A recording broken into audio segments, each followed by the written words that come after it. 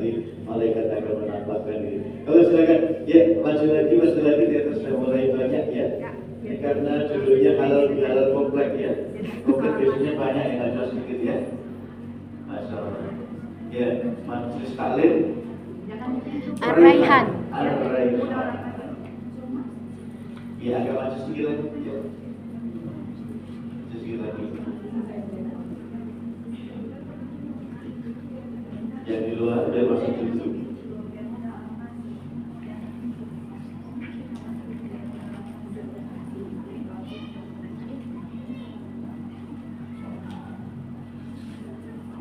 Sallallahu ala Muhammad Sallallahu alaihi wasallam Sallallahu ala Muhammad Sallallahu alaihi wasallam Ya Habibi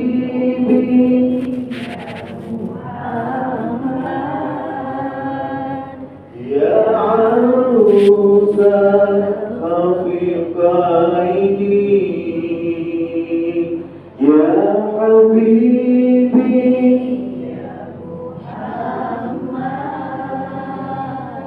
Ya Arusa Khafiqaini Ya Mu'ayyad Ya Mumajjad Ya Imam Al-Qiblataini Assalamualaikum warahmatullahi wabarakatuh. Alhamdulillah wa syukurillah la hawla wa la quwwata illa billah. Wassalatu wassalamu ala Rasulillah Muhammad wa ala alihi wa sahbihi wa wala amma ba'd. Ikhwan bidin wa akhwatillah rahimakumullah wa bil khusus Ketua atau pimpinan Masjid Taklim Kriya Ar-Raihan, juga segenap pengurus, juga ibunda sesepuh dari Masjid Taklim Kriya Ar-Raihan, juga tak lupa yang dari pimpinan Yayasan Cinta Darul Fadl, dan tentu para jemaah sekalian. Alhamdulillah pada sore kali ini Allah pertemukan kita semua. Ini bukan sebuah kebetulan, tapi ini atas izin Allah. Kalau Allah mengizinkan kita bertemu, insya Allah juga menjamin keberkahan dari pertemuan ini. Oleh itu mari kita syukuri nikmat pertemuan yang luar biasa ini dengan bacaan hamdalah bersama-sama. Alhamdulillahirabbil alamin. Ibu sekalian, kenalkan saya Restu Sugiarto. Kalau di TV sering dipanggil Ustadz Cinta. Saya yang ngasuh Tekmi Indosiar, Klinik Cinta Indosiar, Syiar Cinta Indosiar, Indahnya Cinta MNC TV, Taman Cinta, Majelis Cinta MNC Muslim Television, Curhat TV One, dan masih banyak lagi. Mengapa dijuluki Kisah Cinta? Karena saya paling senang membantu menjodohkan yang masih jomblo-jomblo, termasuk duda dan janda. Adakah janda di sini? Ada? Nggak ada. Nggak ada. Nggak ada kan? Ibu sekalian, mohon maaf. Alhamdulillah sudah lebih cerah. Fokus ya, lihat ke depan, Ibu. Fokus. Waktu kita terbatas. 7 tahun yang lalu, Ibu sekalian, saya sempat main film layar lebar tayang di bioskop di Indonesia. Judulnya Surga Menanti, akan itu. Saya main film bersama Syekh Ali Jabil Almarhum. Ternyata setelah main film bersama Syekh Ali Jabil Almarhum, Allah amanai saya membersamai adik-adik beliau keliling Indonesia untuk safari dakwah membumikan Al-Quran. Di antara yang paling sering saya dampingi adalah Syekh Husain Jabir. Beliau adalah juri program Hafidz di Indonesia di RCTI. Beliau ini putra yang ke-7, Syekh Ali Jabir nomor 1, Syekh Husain Jabir nomor 7. Ada lagi yang sering kita dampingi sudah setahun lebih, yaitu adiknya Syekh Ali Jabir yang paling ganteng yang ada di samping saya. Beliau adalah Syekh Anas Jabir, itu putra yang ke-11. Insyaallah. Ada lagi yang kita dampingi adik beliau yang paling kecil, namanya Syekh Abdullah Jabir. Kemarin barusan kami sahabat Jawa di Lombok. Syekh Abdullah Jabir itu putra yang ke-12. Satu ibu melahirkan 12 anak, semuanya insya Allah ahli Quran, hafal Quran, Masya Allah. Khusus untuk Syekh Anas Jabir, usia 12 tahun sudah hafal 30 juz. Ibu-ibu 12 tahun sudah hafal apa ini? Al-Fatihah. Al-Fatihah. Alhamdulillah. Alhamdulillah. Usia 12 tahun hafal 30 juz. Usia 14 tahun beliau sudah menjadi imam di masjid-masjid di kota Madinah. Jadi di sana itu imam nggak selalu harus yang paling tua, tetapi terutama 3. 1 hafal Quran, 2 bacaannya benar, yang ketiga bacanya bagus.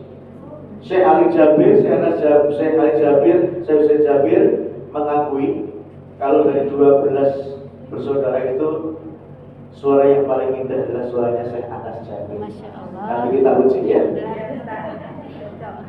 Masya Allah. Yang luar biasa lagi, meskipun beliau usianya masih muda, 28 tahun, kelahiran 96. Ini kayaknya umurnya di bawah Syekh Anas Jabir semua ya. Tapi beliau ini cinta dengan umat Islam Indonesia, maka beliau hijrah ke Indonesia. Dan belum lama beliau dapat status WNI, warga negara Indonesia. Jadi sudah sama dengan kita. Bedanya cuma di masalah hidup saja. Beliau lebih maju dari kita ya. Sudah siap semua menyimak tausiah beliau? Bismillah. Sudah siap semuanya? Insyaallah. Ya, kalau sudah siap, permintaan saya satu ibu sebelum menyimak tausiah dari beliau. Tolong semua senyum dulu. Senyum dulu semuanya. Jangan terlalu tegang. Senyum semuanya. Orang yang senyum sekali sehari, insya Allah masih hidup.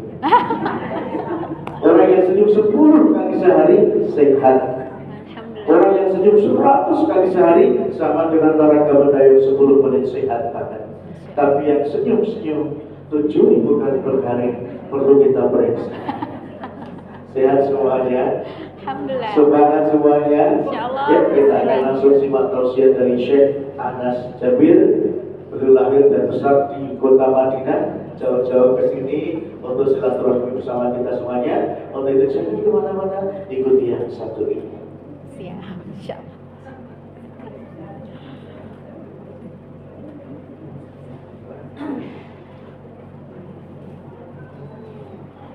Bismillahirrahmanirrahim. Assalamualaikum warahmatullahi wabarakatuh.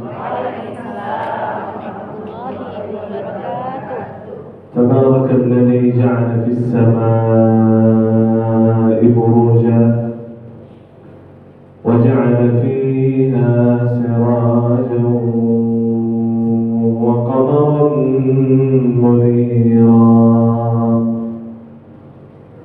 وهو الذي جعل الليل والنهار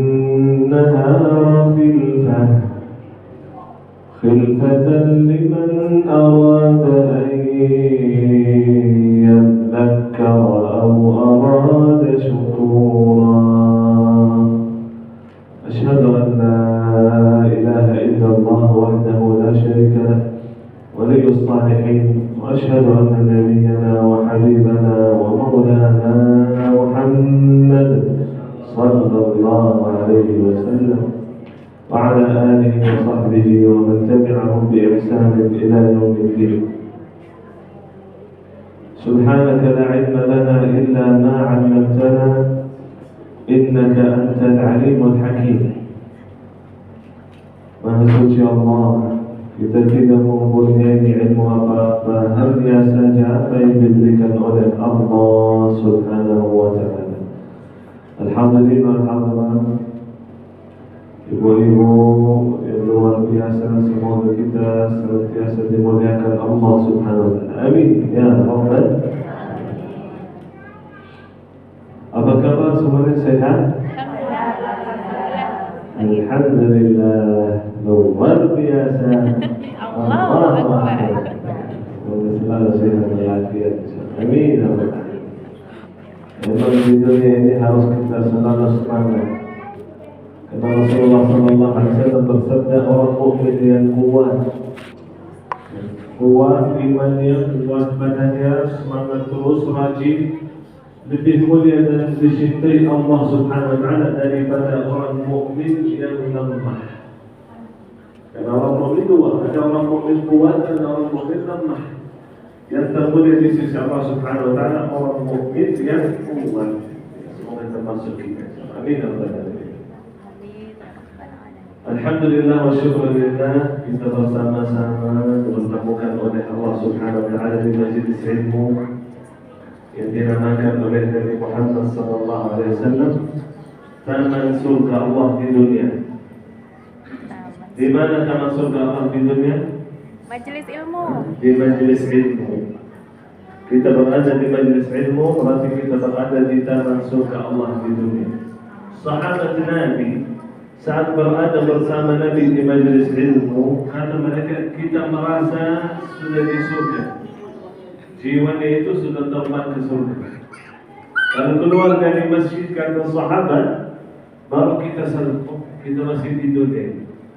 Saking betul-betul mereka selalu ikhlas, itu selalu hatinya itu kepada Allah Subhanahu wa taala. Bagi kita mana yang hadir majlis ta'lim, tidur aja. Kenapa itu mungkin kurang ikhlas? Ya mudah-mudahan insyaallah kita diberikan oleh Allah Subhanahu wa taala taqwa dan ikhlas. Amin ya rabbal alamin. Alhamdulillah. Acaranya santai ya? Santai aja. Alhamdulillah.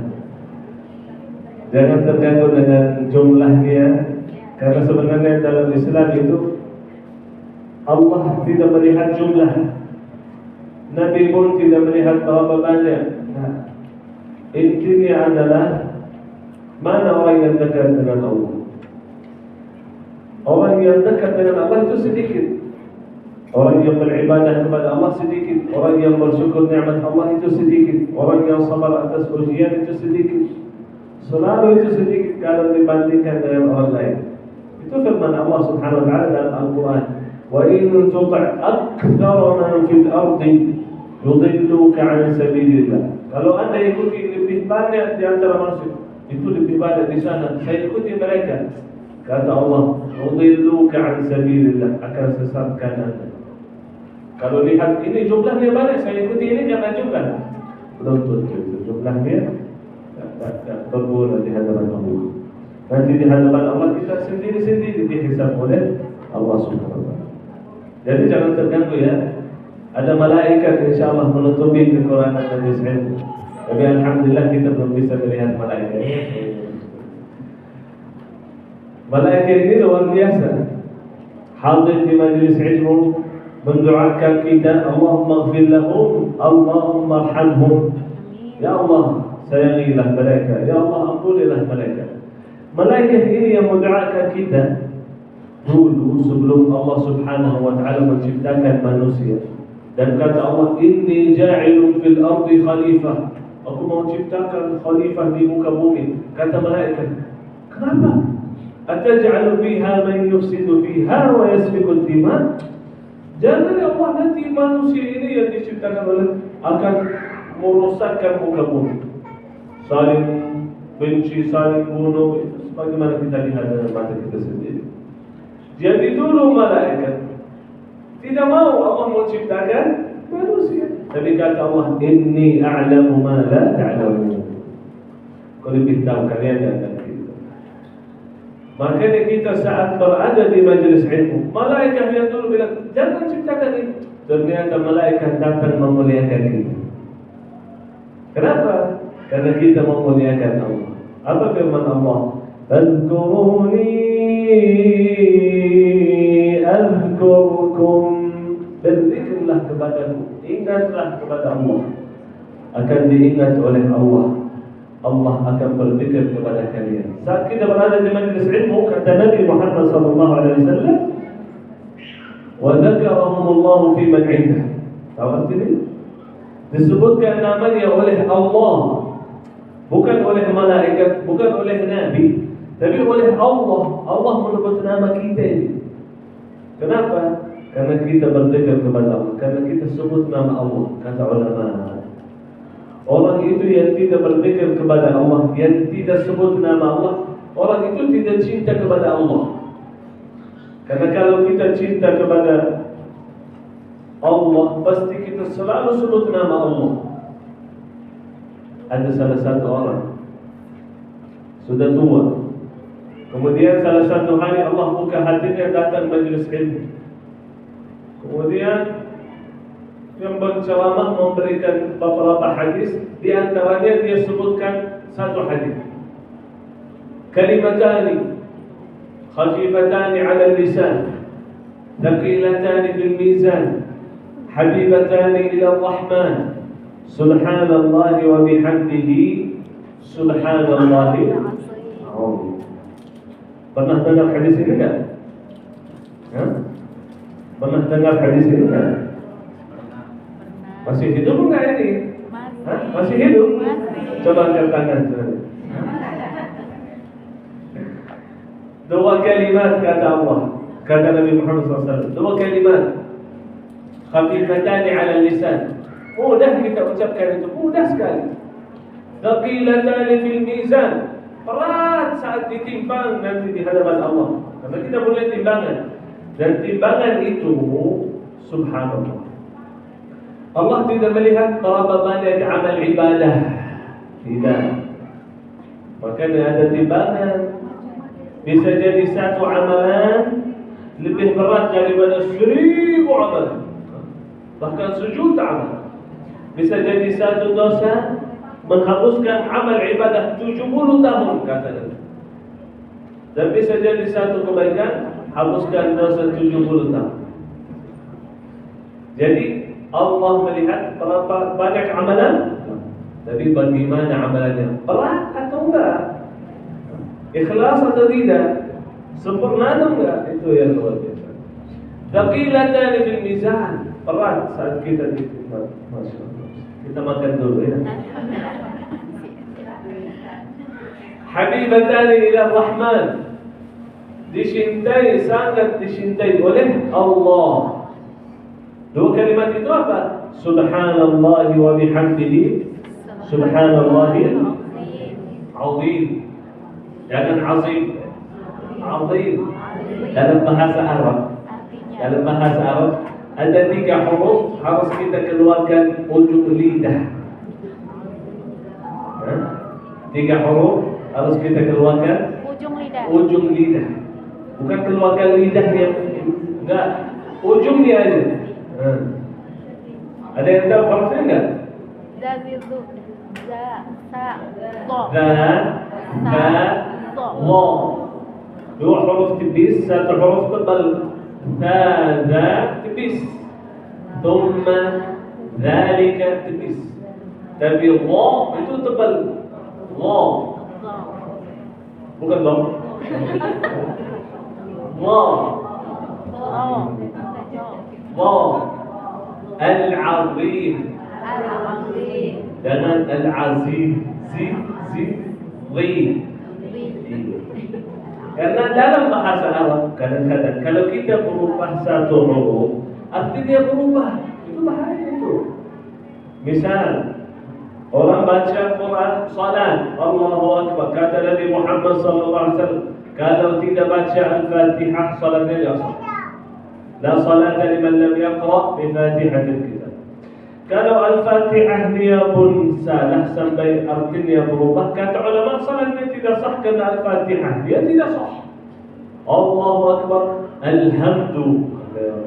Alhamdulillahi Rabbil Alamin. Apa artinya Alhamdulillah? Apa artinya?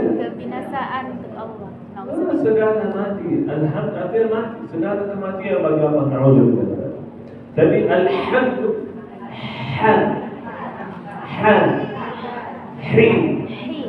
Alhamdulillahi Rabbil Alamin. Segala puji bagi Allah. Maliki Yaumiddin. Di. Ad-din agama, Yaumiddin hari kiamat. Kalau kita gantikan huruf dal jadi huruf ta, maka kita baca Maliki Yaumiddin. At-tin apa artinya? Buah tin. Jadi artinya berubah itu. Kata Allah, makanya harus kita berusaha. Minimal Al-Fatihah, minimal zikir juga ya. Jadi subhanallah wa bihamdihi subhanallahil Al-Azim. Al-Azim. Orang itu hadir di majelis ilmu mendengar hadis ini, terbuka hatinya karena dia bertahun-tahun jauh dari Allah. Dan orang mukmin itu kata Nabi Muhammad sallallahu alaihi wasallam, orang mukmin punya sifat. Dia cinta saudara muslim sebagaimana cinta dirinya sendiri. Aku sekarang mendapatkan ilmu, aku bisa mengamalkan, dapat pahala tertinggi, kan? Rasa orang itu, saya gak mau sendiri aja mendapatkan pahala ini. Makanya dia selalu setelah keluar dari masjid, setiap orang yang dia bertemu dengan dia kasih tahu, Assalamualaikum, waalaikumsalam, apa kabar, sehat? Alhamdulillah. Kalimatani khafifatani ala lisan, thaqilatani fil mizan, habibatani ila Rahman, subhanallah wa bihamdihi, subhanallahil azim. Bapak itu sudah tua, belum mengerti agama, belum mengerti ilmu, tapi dia hafal satu hadis. Setiap orang yang dia bertemu, dia kasih tahu hadis ini. Dua kalimat yang paling dicintai oleh Allah, yang mudah kita ucapkan, yang berat saat ditimbang, itu subhanallah wa bihamdihi subhanallahil azim. Begitu seterusnya. Sampai salah satu hari beliau sakit, kemudian pingsan di rumah, dibawa langsung sama anaknya ke rumah sakit. Kemudian dokter yang rawat dia kasih informasi gitu, rawat, lihat ini gimana.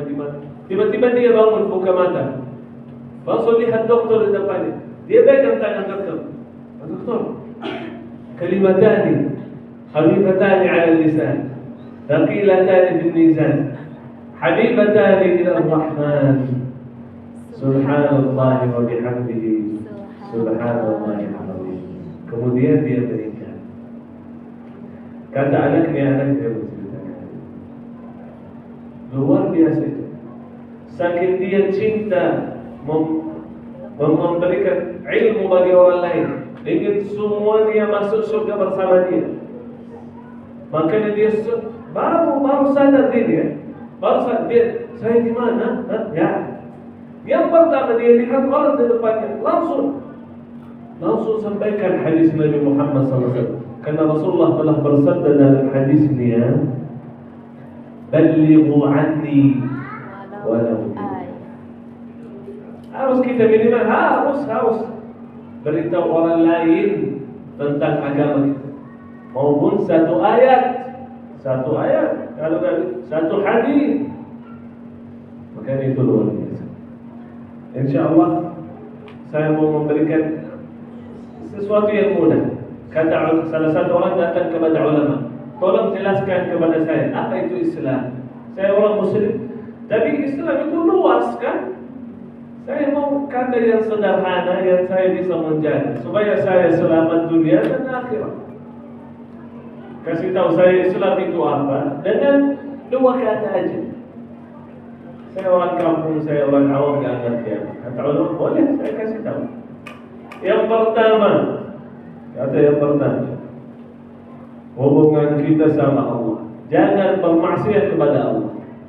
Karena Rasulullah SAW telah bersabda dalam hadisnya, yang aku perintahkan kepada kalian, ikuti kemampuan kalian. Salat, puasa, sedekah, umrah, haji, ikuti kemampuan kalian. Wa ma nahaitukum anhu fantahu. Tetapi yang aku larang untuk mendekati, maka tinggalkan. Jangan berzina, ya udah, enggak boleh. Jangan curi, ya udah, jangan. Jangan minum keras, ya udah, jangan. Tinggalkan dosa tersebut. Maka dia kata ulama, yang pertama adalah tidak bermaksiat kepada Allah. Mampu tidak bermaksiat kepada Allah? Mampu enggak? Insyaallah. InsyaAllah apa? dengan penjagaan Allah. Kata Rasulullah sallallahu alaihi wasallam, "Kullu bani Adam khata'un." Seluruh anak Nabi Adam berbanyak salah. Bukan bersalah, tapi berbanyak salah. Semuanya tidak terkecuali. Wa khairul khatta'ina tawwab. Dia yang terbaik antara mereka yang bertaubat kepada Allah. Intinya kita berusaha menjaga diri untuk tidak bermaksiat kepada Allah. Kalau sudah bermaksiat, taubat. Itu aja obatnya. Taubat kepada Allah. Taubat kepada Allah. Dan taubat itu punya syarat, beberapa syarat kan? Supaya menjadi taubatan nasuha harus punya beberapa syarat. Salah satunya kita berazam tidak akan mengulangi. Salah satunya kita berbuat kebaikan. Kalau kita jujur ingin Allah ampuni, harus kita berbuat kebaikan. Kalau ingin diampuni oleh Allah, setelah melakukan dosa harus melakukan kebaikan.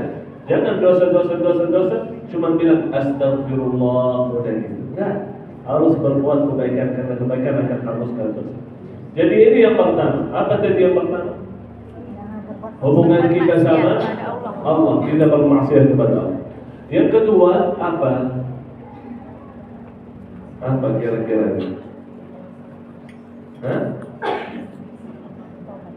Yang kedua adalah hubungan kita dengan manusia.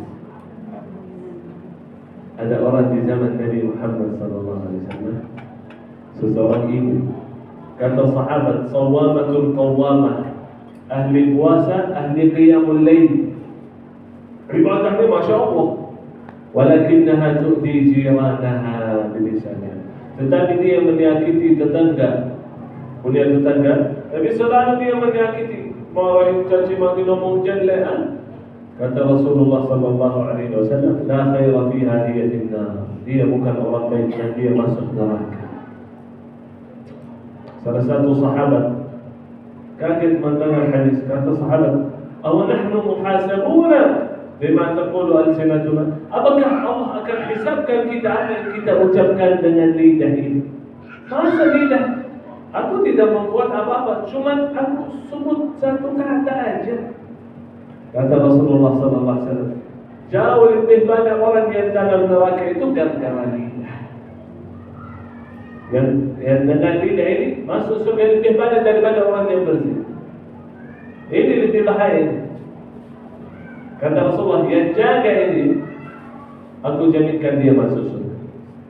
Jaga lidah. Makanya ulama kita selalu berbanyak zikir dan dia menjaga mulut, jarang ngomong.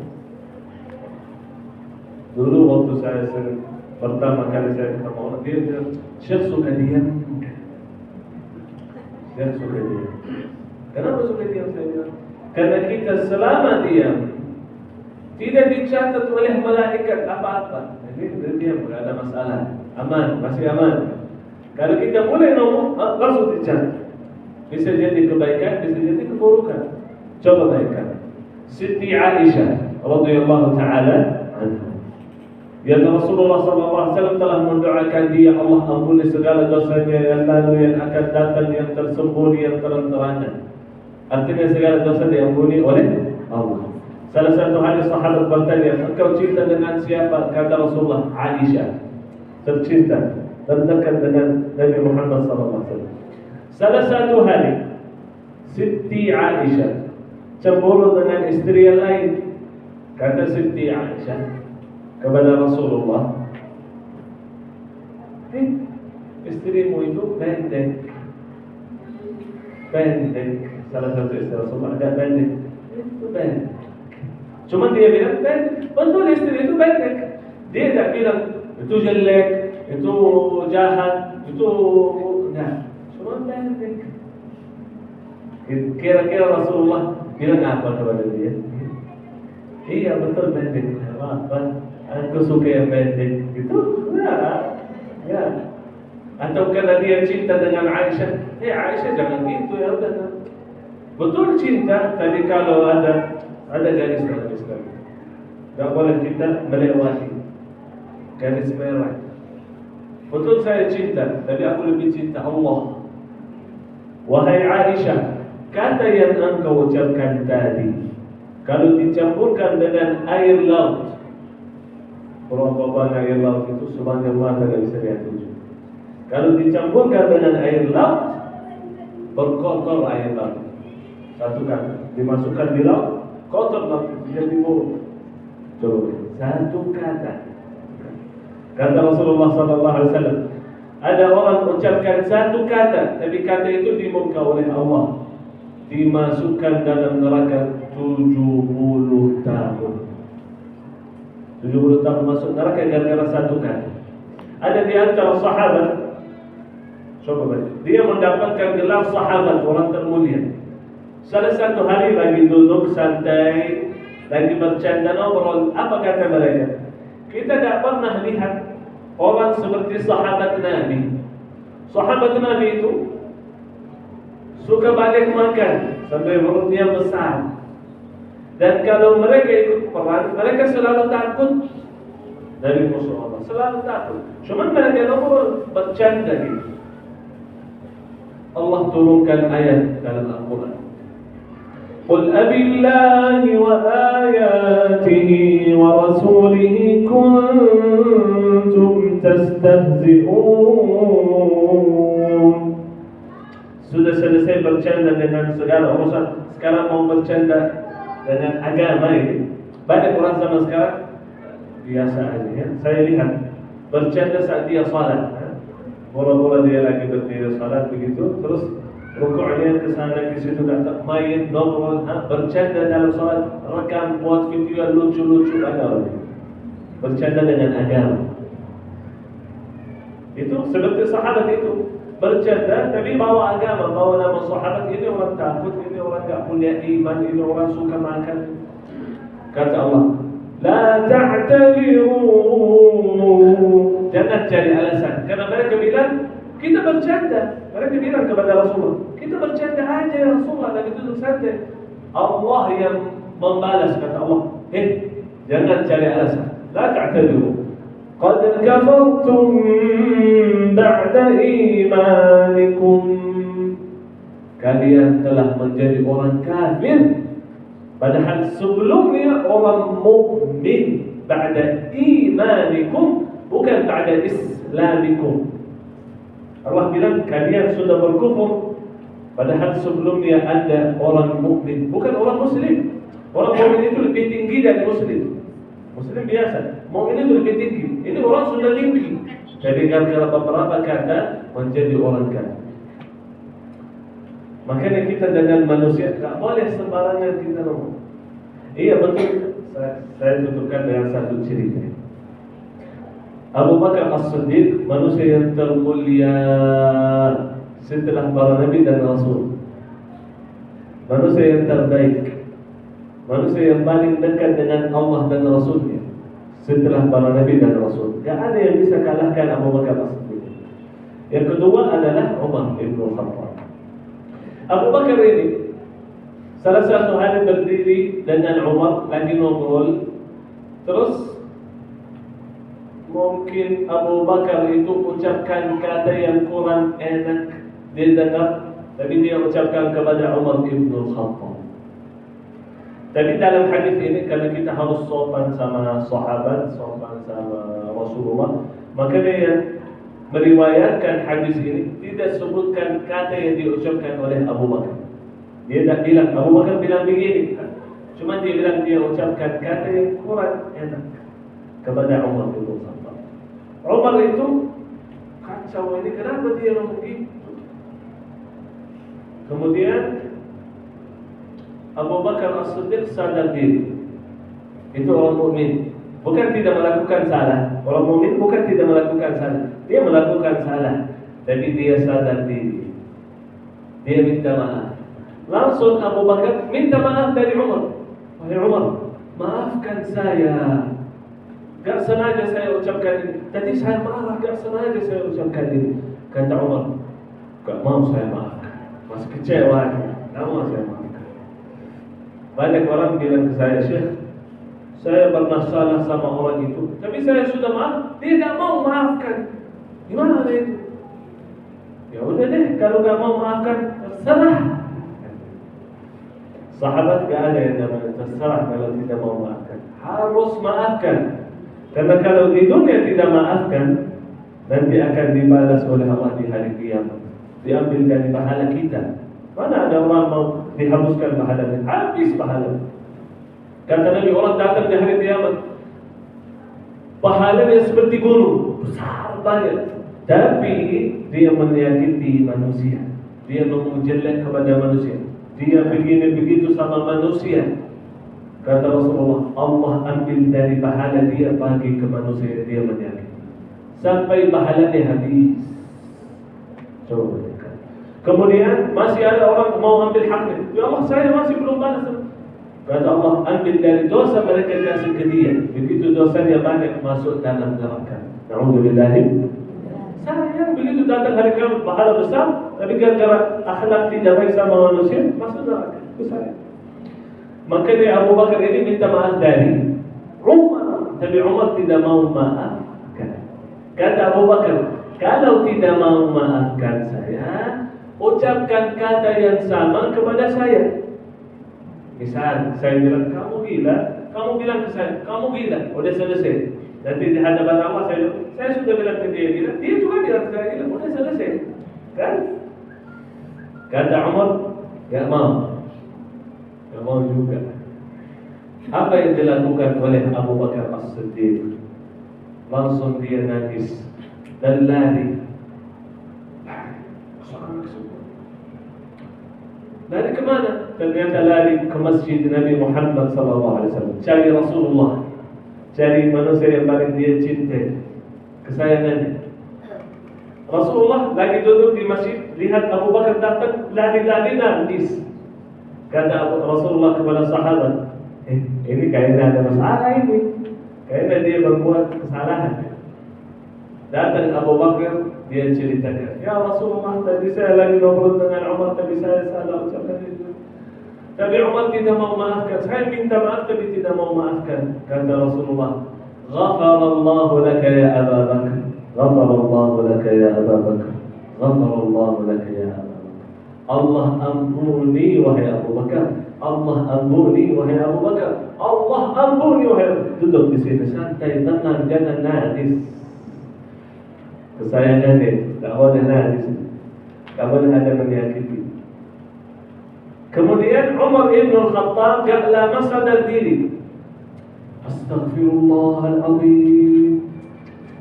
Tadi Abu Bakar As-Siddiq minta maaf dari saya, tapi saya tidak maafkan. Astagfirullah. Langsung dia pergi ke rumah Abu Bakar, ketuk pintunya. Mana Abu Bakar, mana? Gak ada katanya. Oh gak ada, di mana terus?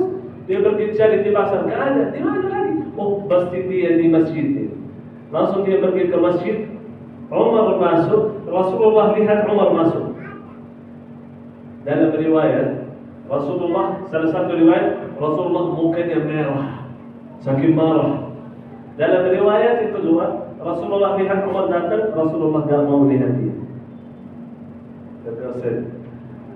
Umar datang langsung dari sebelah itu.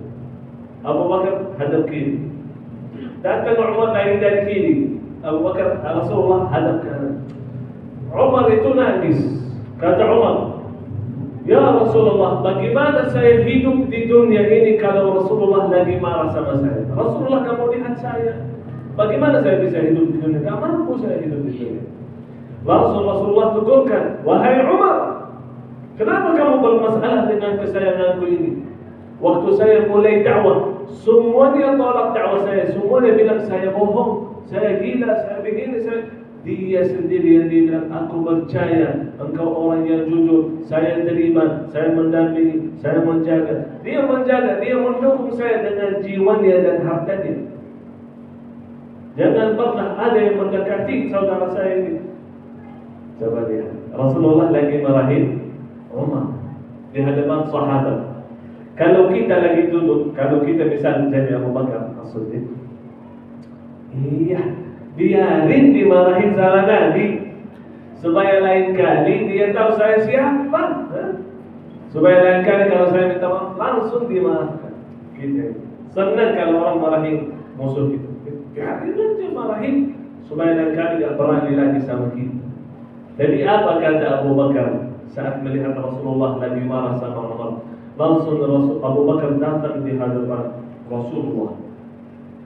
Kata Abu Bakar, "Ya Rasulullah, kuntu azlam. Aku yang salah, bukan Umar. Aku yang salah. Jangan begitu marahin Umar. Kamu enggak bersalah, saya yang bersalah. Cinta. Aku bermasalah dengan dia, tapi masih saya cinta kepada dia." Itu sahabat.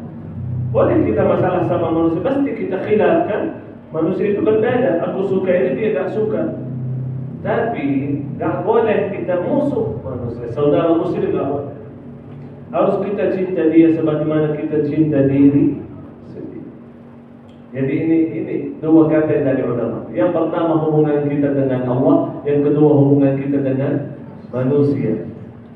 Bahkan manusia yang terdekat dengan Nabi di surga, yang paling dekat duduk di samping Nabi, tahu siapa? Kata Rasulullah, yang paling baik akhlaknya, ahasinuhum akhlak. Itu luar biasa. Makanya tadi Masya Allah disebutkan bahwa kita harus berakhlak, harus kita saling maafkan. Bahkan Rasulullah telah jaminkan seseorang di antara sahabat masuk surga. Ini ahli surga kata Rasulullah 3 kali. Ini ahli surga, ini ahli surga, ini ahli surga.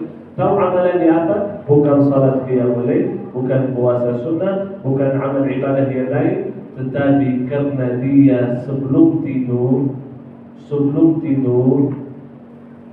maafkan manusia.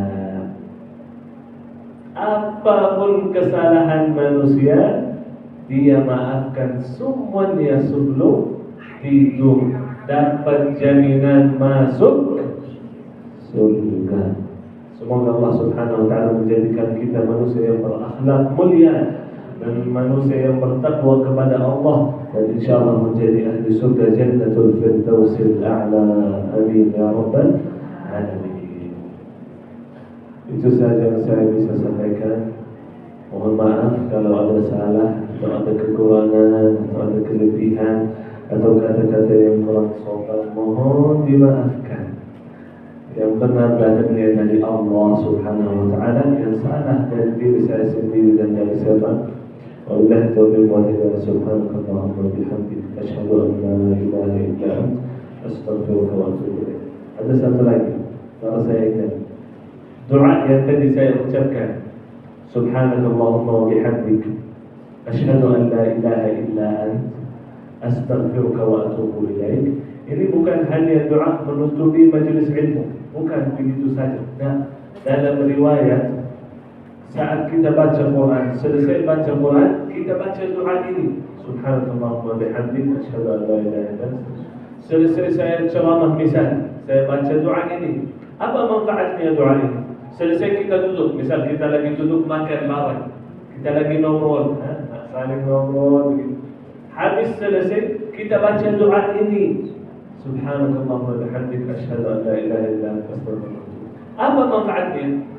Kata Rasulullah sallallahu alaihi wasallam, setiap kata yang buruk atau yang salah yang kita ucapkan dalam majlis itu akan diampuni oleh Allah.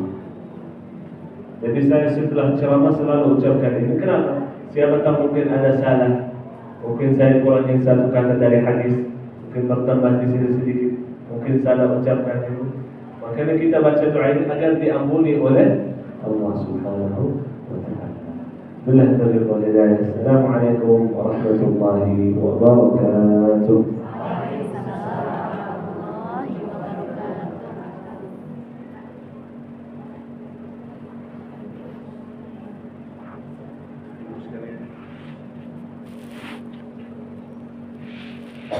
Jazakumullah khairan katsiran Syekh Anas Jalil, singkat padat tapi insyaallah sangat bermanfaat. Seperti biasa Bunda sekalian, Syekh Ali Jabir almarhum punya kebiasaan habis tausiah bagi-bagi hadiah, baru kemudian doa bersama. Syekh Anas Jabir ikuti jejak kakak beliau. Setelah selesai tausiah juga bagi-bagi hadiah,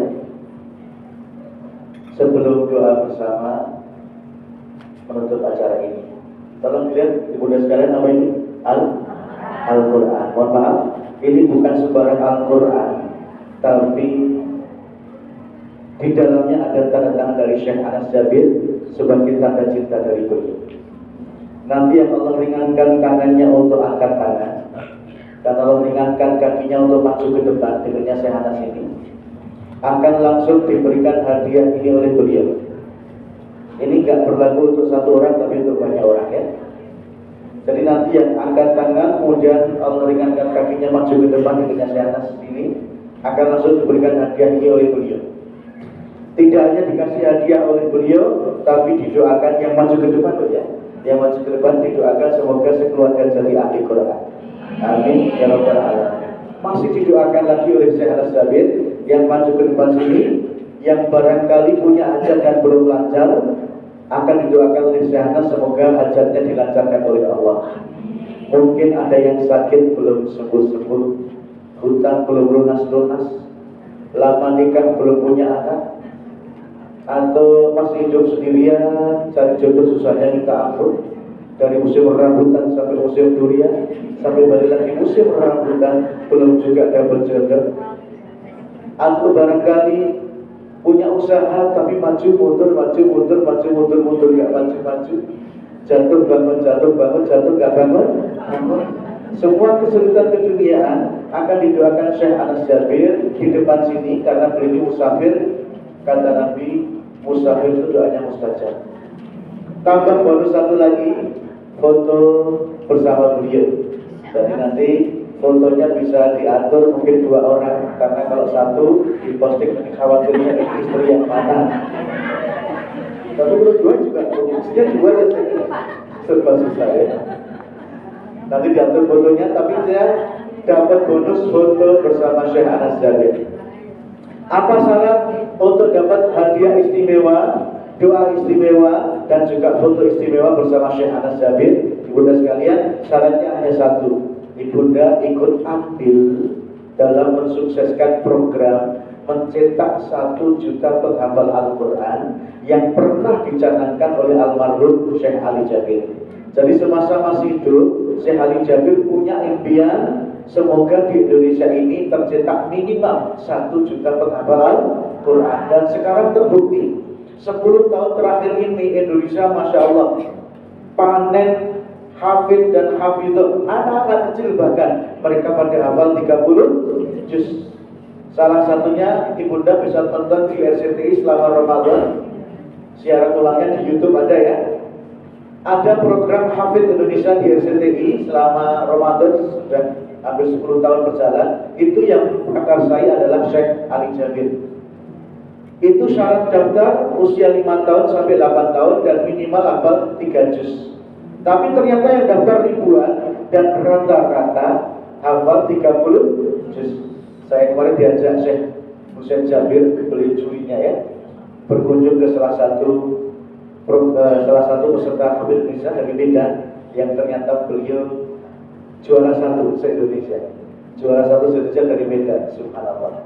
Makanya kita dukung penuh, meskipun Syekh Ali Jabir sudah wafat, kita lanjutkan program mencetak 1 juta penghafal Al-Quran lewat adik-adik beliau. Berapa income yang perlu disisihkan? Cukup Ibunda sekalian menyisihkan 1 juta rupiah saja yang bisa dicicil selama 3 bulan. Ibunda sudah berhak dapat hadiah Al-Quran, didoakan khusus, foto dengan beliau, dan sekaligus Ibunda sudah ikut andil dalam mencetak program mencetak 1 juta penghafal Al-Quran. Bismillah. Karena kita berikan waktu 3 bulan, maka sore ini cukup setor senyum saja, kalau usah setor uang ya, karena waktunya 3 bulan ya. Setor senyum mumpung masih hidup, terus maju ke depan, tapi senyumnya jangan keras-keras ya.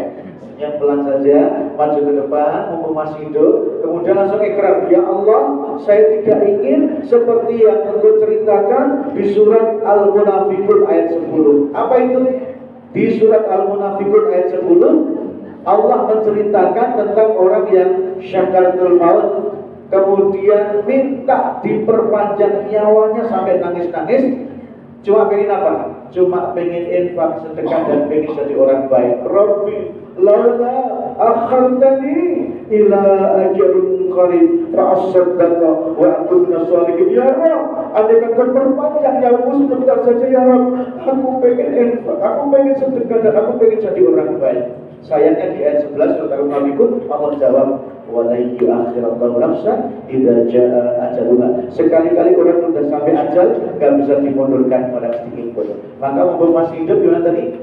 Senyum, maju ke depan, ekar enggak pengen meninggal duluan sebelum menyisihkan infak yang terbaik, langsung dikasih hadiah oleh Syekh Zabir, didoakan si keluarga jadi ahli Quran, didoakan hajatnya lancar, dan foto bersama beliau. Bismillah, kita punya waktu 10 menit saja dari sekarang, karena setelah itu kita akan doa. 10 menit dari sekarang, saya mencari mujahid dan mujahidah yang siap jihad dengan hartanya cukup 1 juta rupiah yang bisa dicicil selama 3 bulan. Yang berminat silakan angkat tangan.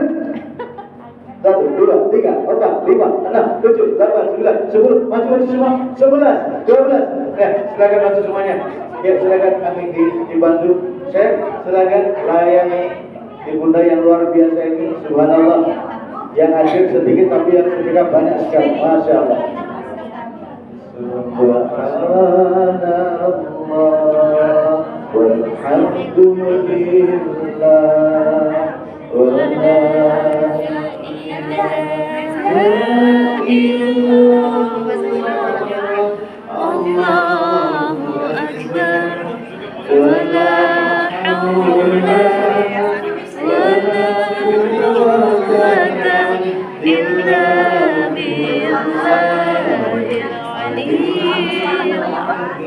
Boleh bawa suami, boleh bawa istri, anak, bawa ke depan. Baca WA. Baca WA. Baca sekarang. Baca WA sekarang. Baca dulu.